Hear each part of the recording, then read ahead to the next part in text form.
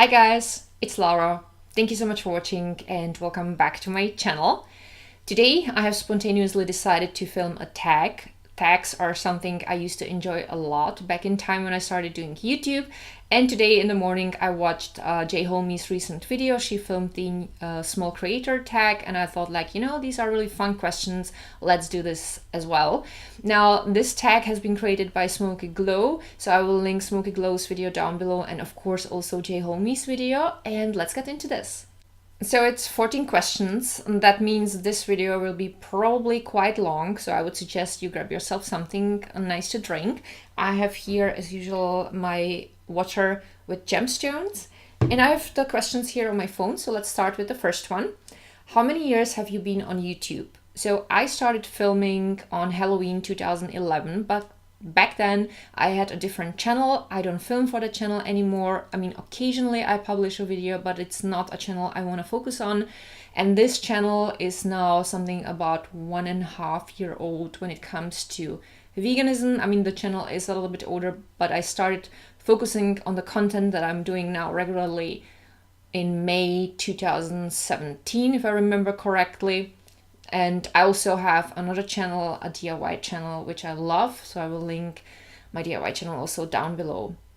The second question is, what was your very first video about? So probably no surprise, it was about my precious little doggy, Hercules. I started playing with iMovie because I loved watching YouTube and I decided I wanted to give it a try.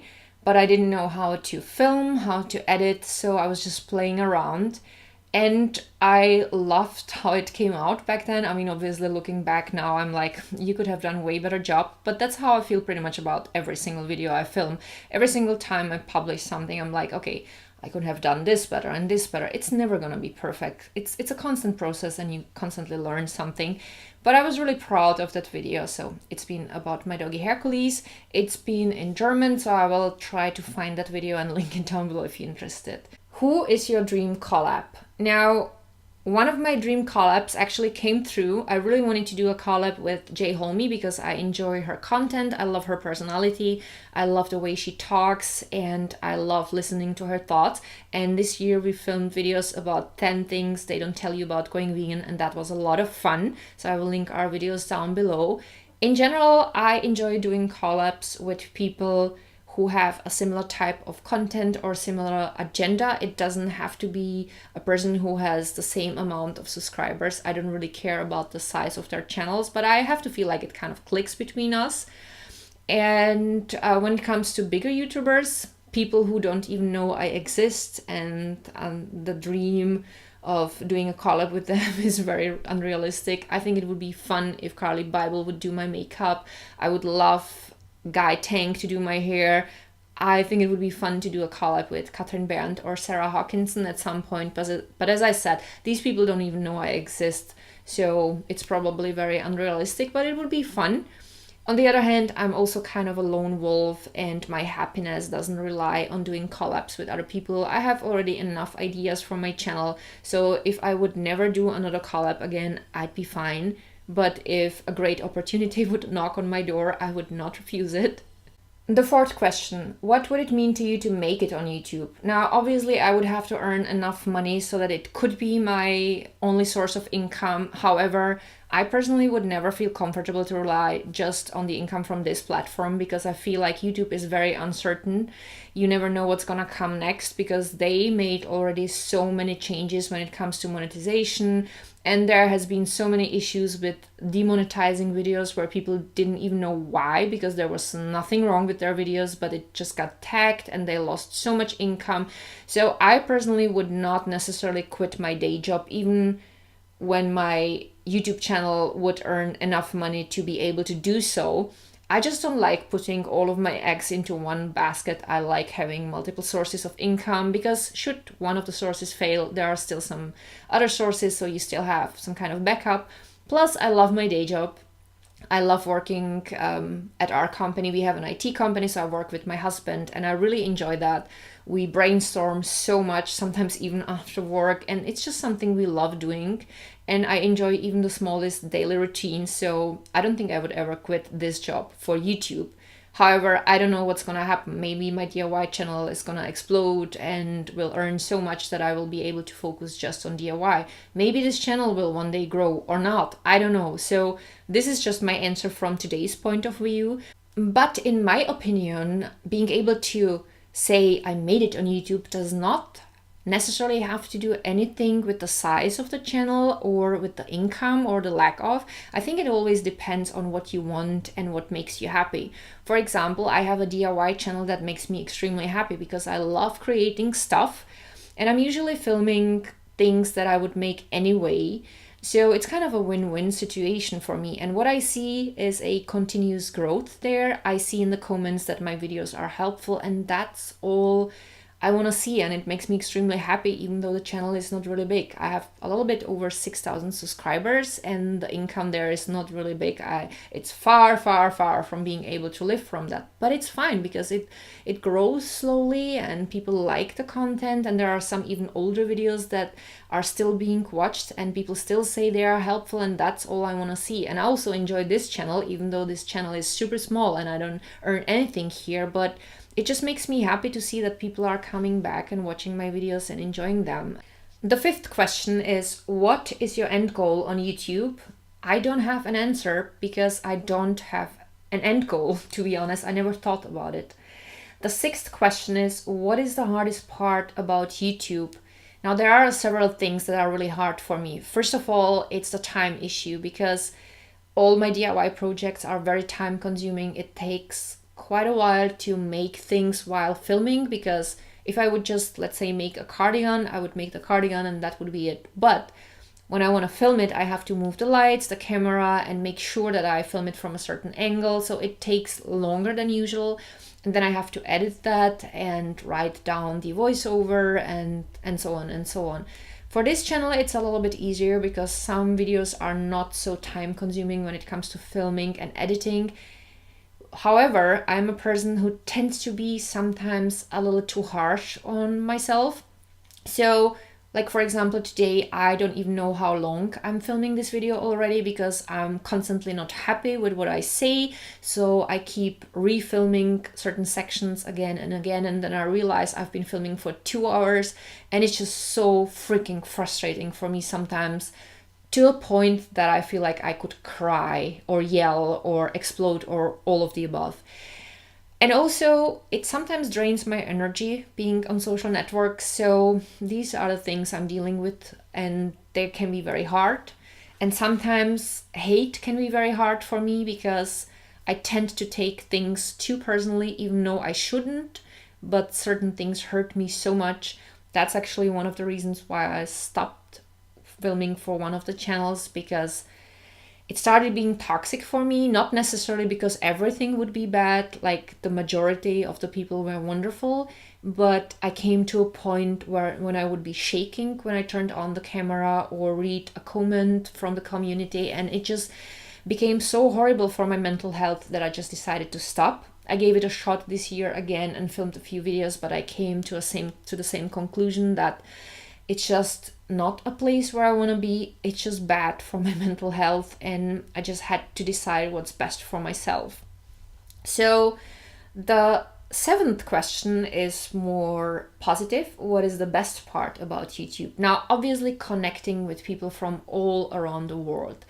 I love seeing comments from people from different parts of the world because it kind of makes me realize that I can reach out to so many people, and it's just so wonderful. And I met so many great people on YouTube. Some of them even became my friends. And when it comes to my DIY channel, I love seeing that I was able to help people with some ideas or with some issue they had. Like when it comes to sewing, for example, they said like, oh my god, this is a video that helped me so much. Now I finally understand how to make that, and everything's easier. That makes me just so happy. The eighth question is, what is the funniest comment you've ever gotten? Without doubt, it was a comment I got under one of my DIY videos on my DIY channel. Someone has written to me, "Long sleeves for you, hide that ugly python arm of yours," referring to my sleeve. And I found it so funny. I had to laugh so badly. I just couldn't take that personally because it was so stupid. And ever since I have read this comment also to Jack, we refer to my arm as my ugly python arm. So we're having a lot of fun with that. And even funnier fact, the person who has written that ugly python arm comment actually came back again like 6 or 7 months later after the first comment. And the person has written again something insulting about my tattoos and also mentioned how horrible my English is and my pronunciation is so bad and stuff like that. And since it was so unique, I looked the other comment up and I have seen it was the same person, so that was really funny. Question number 9. What is the meanest comment you've ever gotten? Now, it was more of a series of mean comments that were very similar. And that was at the time when I decided not to film for one of the channels anymore. I made an announcement because I wanted to say goodbye and thank the people for the time with them. But it resulted in kind of a shitstorm. People started calling me names and insulting me because in their eyes I was too dumb to even realize how big that channel was. I can't leave that channel. I have to continue with that channel because I can't ever make it somewhere else. So they basically were trying to make me feel bad about myself. They were trying to tell me that I am not good enough for anything else but that channel. And it got worse over time because these comments started also spreading all over my other networks in other languages. And sometimes when I would say something on the other networks about me dealing with this, people wouldn't even understand what I said because they were not good enough in the language, but they heard 3 words that they understood and they kind of thought I was speaking just about them and whatever, and they started hating on me and they said that it's a horrible thing to talk about them. I can't ever talk about it. Like, well, it's still my channel. I can talk about whatever I want to. Plus, if you don't understand what I'm saying, then you should actually shut the hell up and not hate on everything I say if you don't know what I said. So it really yanked my chain so much, and not just yanked my chain, all these comments where people were trying to tell me I was not good enough and I could never ever make it somewhere else hurt so much on so many levels, especially because some of the people were people who supported me and were nice to me, and as soon as I decided to do something for my else where I felt like this is what I need to do for my mental health and for myself, they started being so hateful and condescending, and it just hurt so much. It got so much under my skin. So I started blocking people and deleting comments because I was like, you know what, I don't have to listen to this and I don't have to explain myself. Even if I will never ever achieve the same amount of subscribers and the same amount of views somewhere else, so what? This is my spare time. I can do whatever I decide to do in my spare time and I don't have to explain myself to anyone. So it was a really tough time and it really hurt. But at the end, you know what? It only made me stronger. The next question, number 10, what other subject matter could you create a YouTube channel about? I already have a channel about something else, which is my DIY channel, so it's linked down below. I focus mainly on sewing, but also on Halloween costumes and Christmas present ideas, home decor and stuff like that, so maybe it's something you're interested in. The 11th question is, why did you start your YouTube channel? Well, I'm just gonna talk about this YouTube channel. I originally started this channel accidentally. I don't know what I was doing, but I accidentally created a channel. And then I thought like, oh, I could film dog videos here. So I filmed with Hercules, where Hercules was talking and singing and stuff like that. But after a while, I realized I ran out of ideas. So I stopped doing anything with this channel. And then last year, I suddenly felt the urge to film in English and to film videos about my vegan lifestyle. So that's why I started this channel and I never regretted it because I just love it. Then the 12th question is, what video are you embarrassed by? I have to think.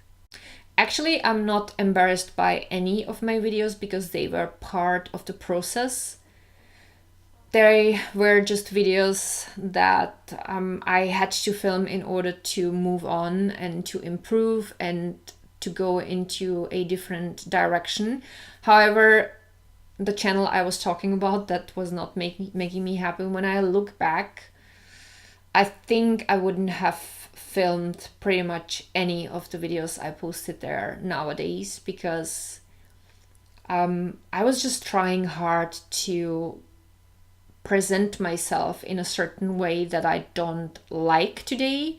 I am today who I am, and who I always was. I was just kind of trying to come over as a really like a quirky and funny person, because I thought that's what I had to do to be successful.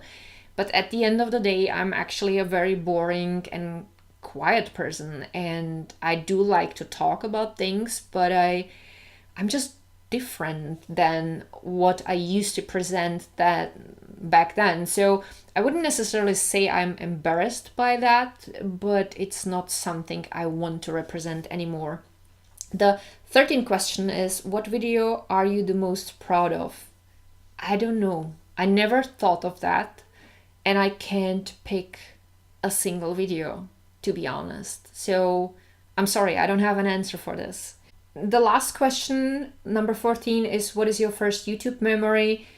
Now, not necessarily a certain channel, but I remember the time when I started watching YouTube, that there were certain people that I found were funny, and certain people were entertaining or informative for me, and I felt like, oh, I would like to do something like that, because this is extremely useful and it's fun. So that's kind of my first YouTube memory. And that's it. That was also the last question. I hope that you guys enjoyed this tag. If you have a channel and you feel like you would like to film this one, feel free to do so. I am tagging you all. I will write all the questions down below, and don't forget to mention Smoky Glow, who created this tag, and maybe you could also mention me if that's the reason why you decide to film your video. So that's it for today. Thank you so much for watching. I love you guys so much, and see you soon. Bye!